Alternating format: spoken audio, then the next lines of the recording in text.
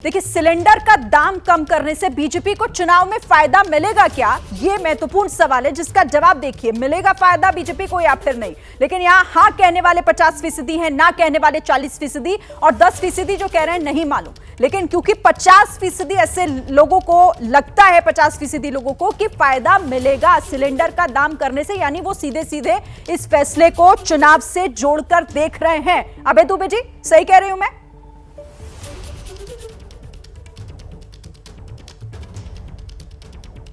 देखिए, आपने जो दोनों सवाल रखे और दोनों के जवाब बताए, उसमें मुझे लगता है कि इस प्रश्न के ऊपर टक्कर है। सही है कि एक जगह एक तरफ 50% है और एक तरफ 40% है, लेकिन मोटे तौर पर जो मौजूदा माहौल है उसमें इस प्रश्न के ऊपर टक्कर है। जाती तौर पे मैं ये मानता हूं कि सरकार डरी हुई नहीं है। मैं ये नहीं मानता हूं सरकार डरी हुई है, लेकिन मैं जरूर मानता हूं कि सरकार विपक्ष की एकता से चिंतित हुई है।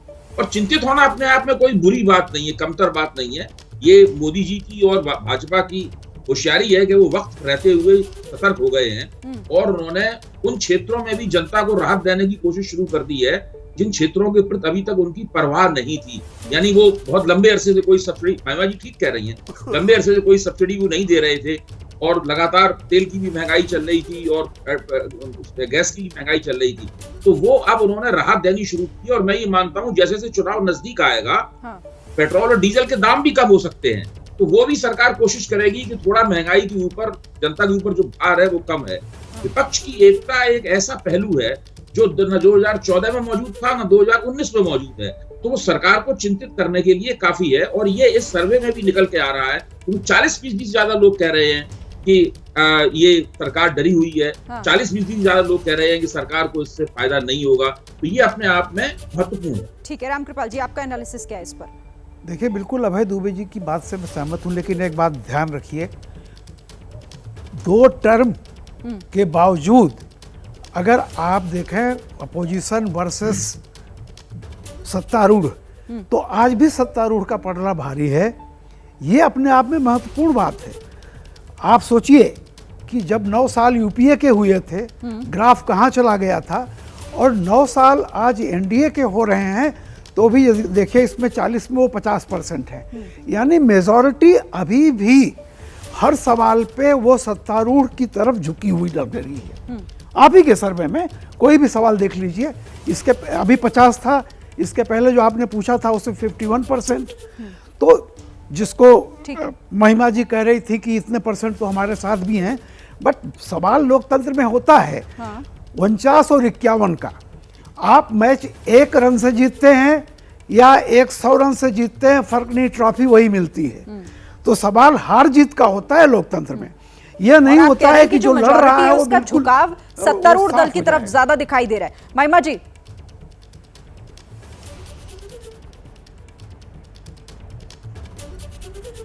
देखिए, ये जो भाजपा का प्रोपेगेंडा मैनेजमेंट है शिरीन जी, इस बात से पता चलता है कि अभी पिछले हफ्ते दैनिक जागरण की एक खबर थी कि सरकार ने दोबारा एयर स्ट्राइक किया पाकिस्तान के ऊपर, और वो झूठी खबर थी और उसको बाद में उसका पर्दाफाश किया गया। लेकिन तब तक वो देश के कोने कोने तक, सबको पता है उस अखबार की व्यापकता कितनी है, वो पहुंच गई कोने कोने तक, और हर व्यक्ति फैक्ट चेक करने नहीं जाता।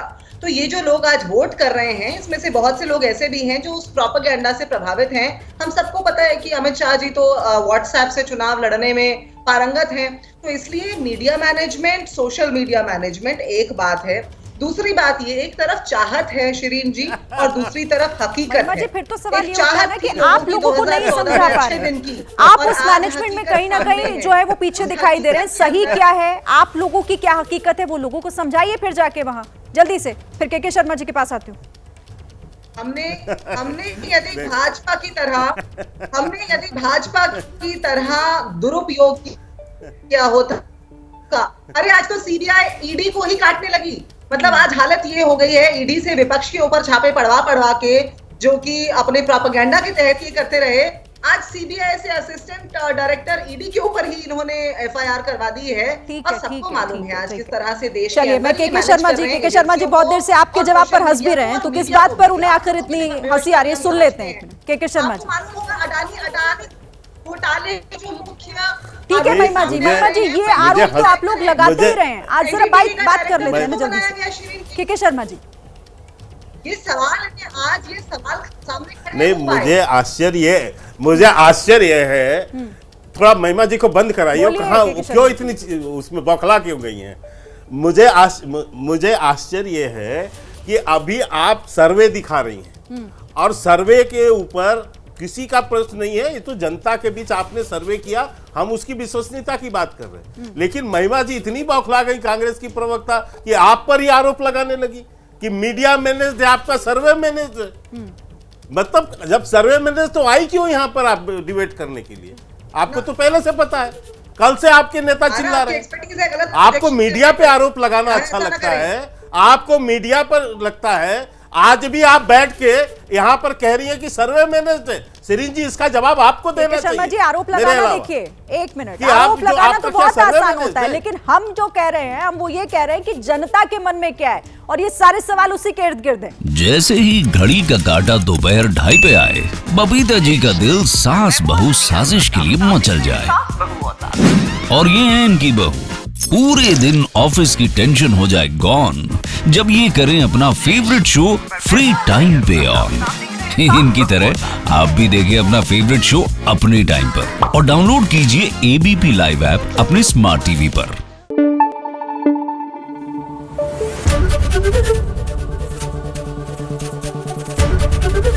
एबीपी न्यूज आपको रखे आगे।